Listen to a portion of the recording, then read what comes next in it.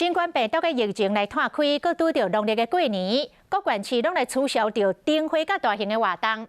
像南投德山嘅指南宫，9年来头一届，伫正月初一嘅动工无要来发钱无。台中市2021嘅中台湾嘅灯会以及年会大家宣布取消。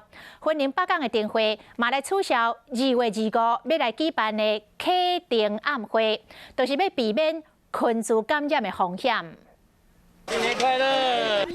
今年过年正月初一，南投德山指南宫发钱母拢会剩超过7万人排队来领。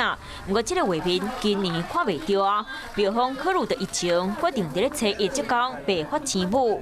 本来拢伫这个除夕那一天晚上，我就摆来了发钱母，我们今年就取消掉。但讲疫情较缓和时，我会搁分。人命关天啊，对啊，所以我觉得还是停办或许比较好一点。对对对。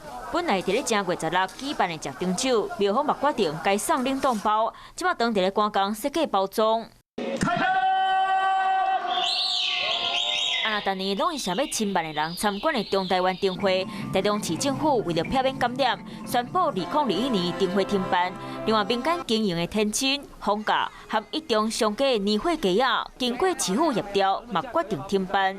另外，扣来做元宵节三大民俗庙会，云林镇安宫食饭档嘛决定取消。2021北港灯会嘛取消，一切以防疫为优先。宫庙里面的大型活动、平安宴建议取消，甚至所有的尾牙活动也建议取消哈。 南投一集和德山2镇的灯会会继续举办，不过取消开幕闭幕仪式。